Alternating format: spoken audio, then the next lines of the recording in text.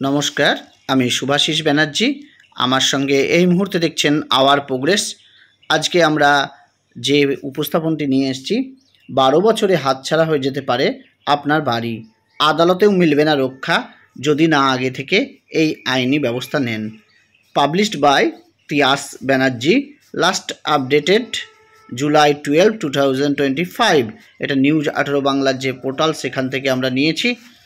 Property lodge, তাহলে আপনারা এই যে বিষয়টা 12 বছরের, যেটা এই নিয়ে আমাদের অধিক ভিডিও রয়েছে, আপনারা জানেন। তো প্রতিবেদনটা একবার দেখে নিই। অ্যাডভার্স পজেশন আইন অনুযায়ী আপনার অজান্তেই হারাতে পারেন আপনার সম্পত্তি। এই নিয়ম জেনে এখনই সাবধান হন। একজন মানুষের জন্য তার বাড়ি শুধু মাথা গোঁজার ঠাঁই নয়, ওই দেওয়ালের গায়ে লেগে থাকে জীবনের হাজারো স্মৃতি, সংগ্রাম। তার বাড়ি, তার ভিটে মাটি নিরাপদ থাকুক, কিন্তু ধরুন আপনি যে জমি বা অ্যানসেস্ট্রাল প্রপার্টিতে বা বাড়ির দেখভাল করে এসেছেন, সেখানে এত বছর সেটাই একদিন কাগজে কলমে অন্য কারো নামে হয়ে গেল। শুনতে এটা গল্প বা অবাস্তব মনে হলেও, সিনেমার মতন মনে হলেও, এটা কিন্তু আইন রয়েছে, 12 বছরের আইন। আপনার জমি বা বাড়ির উপর যদি কেউ একটানা 12 বছর ধরে দখল করে থাকে, তা আবার শান্তিপূর্ণভাবে, অর্থাৎ পিসফুলি, আর আপনি তাতে কোনো আইনি ব্যবস্থা না নেন, তাহলে সেই ব্যক্তি আপনার সম্পত্তির আইনি মালিক হয়ে যেতে পারে।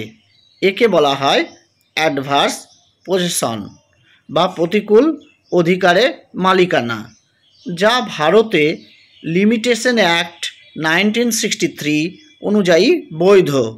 আপনি যদি গাফিলতি করেন, এই আইন আপনার সম্পত্তি তুলে দিতে পারে অন্য কারো হাতে। কি বলছে আইন?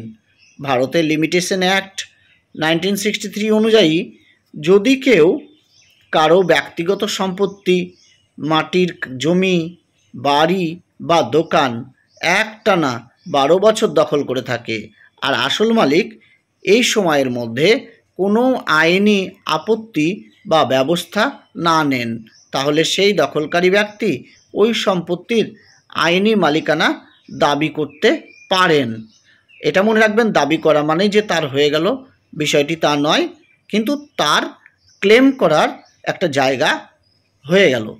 এই আইন মূলত ব্রিটিশ আমল থেকেই প্রচলিত এবং পুরনো সম্পত্তি সংক্রান্ত বিরোধ নিষ্পত্তির লক্ষ্যে তৈরি এটি। তবে মনে রাখতে হবে, সরকারি জমির ক্ষেত্রে এই আইনটি প্রযোজ্য নয়।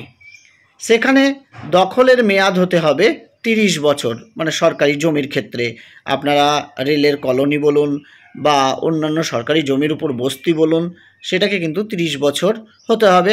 তাই বলে কেউ বস্তি করে 30 বছর থেকে গেল এবং পেয়ে গেল সেই মালিকানা, তা নয়। সেটা কোর্ট বিচার করবে। সে একটা ক্লেমের জায়গায় এলো, অর্থাৎ সে দাবি করার জায়গায় এলো, সেটা কোর্ট বিচার করবে আইনগতভাবে। কবে এবং কিভাবে এই নিয়ম কার্যকর হয়? অ্যাডভার্স পজেশন প্রমাণ করতে কিছু নির্দিষ্ট শর্ত মানতে হয়। দখল অবিচ্ছিন্ন ও একটানা 12 বছর হতে হবে। এখানে অবিচ্ছিন্ন মানে কন্টিনিউয়াস, তাকে সেই জায়গায় থাকতে হবে, সেই জায়গায় যেন কোনো বিরোধ না থাকে। মালিক যেন তাকে যদি আগে জানিয়ে দিয়ে থাকে, তাহলে সেটাও কিন্তু অবিচ্ছিন্নভাবে হলো না, কারণ মালিক যাতে 12 বছরে কোনো স্টেপ না নেয় তার বিরুদ্ধে। মাঝখানে মালিক যদি কোনো প্রতিবাদ বা হস্তক্ষেপ করেন, তাহলে সেই সময় গণনা থেমে যাবে। মানে দেখা গেল আপনার 10 বছর আপনি বাস করছেন, 11 বছরে এসে মালিক আপনাকে সেখান থেকে উঠে যেতে বলল, তাহলে কিন্তু আপনাকে ওটা একটানা 12 বছর আপনি সেখানে সরাসরি বাস করছেন, সেটা ধরা হবে না। দখল হতে হবে খোলাখুলি, মানে আশেপাশের মানুষজন জানবে ওই ব্যক্তি সেখানে আছে। গোপনে দখল করলে তা বৈধ নয়। আসল মালিককে এই 12 বছরে কোনো আইনি ব্যবস্থা না নিতে হবে। মানে যদি 12 বছরের মধ্যে আইনি ব্যবস্থা নেয়, তাহলে তো আপনি এই আইনের মানে দাবি করতে পারবেন না এই আইনে। উদাহরণ, ধরুন আপনার জমি ফাঁকা পড়েছিল, কেউ সেখানে 12 বছর ধরে একটা ঘর তুলে থেকে যাচ্ছে, আর আপনি কিছু বললেন না, তাহলে সে ব্যক্তি আদালতে গিয়ে মালিকানা দাবি করতে পারে। এবার আমরা যদি বলি ভাড়াটিয়ার ক্ষেত্রেও এই নিয়ম প্রযোজ্য, হ্যাঁ সেক্ষেত্রেও আপনাকে ওই জন্যই তো এইগুলো ভাবতে হয় আগে থেকেই যে কি করবেন, একটানা যাতে 12 বছর কাউরির না হয় সেই দিকটাও আপনাদেরকে ভাবা দরকার। তবে যাই হোক, ভাড়াটিয়াদের ক্ষেত্রেও আপনারা এই নিয়ম প্রযোজ্য, এই সুবিধা তারাও নিতে পারে।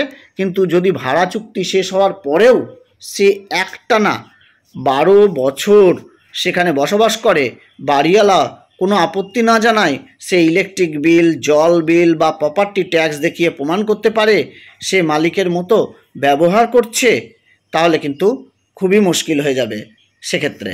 সেই জন্যই তো রিনিউয়াল করা দরকার। আর কখনো আপনি একটানা 12 বছর সেখানে এক ভাড়াটিয়াকে বাস না করতে দেওয়াই ভালো।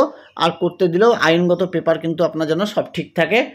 আর 11 মাসের চুক্তি সবসময় হবে, 1 বছরের চুক্তি হবে না, 11 মাস করে চুক্তি করবেন।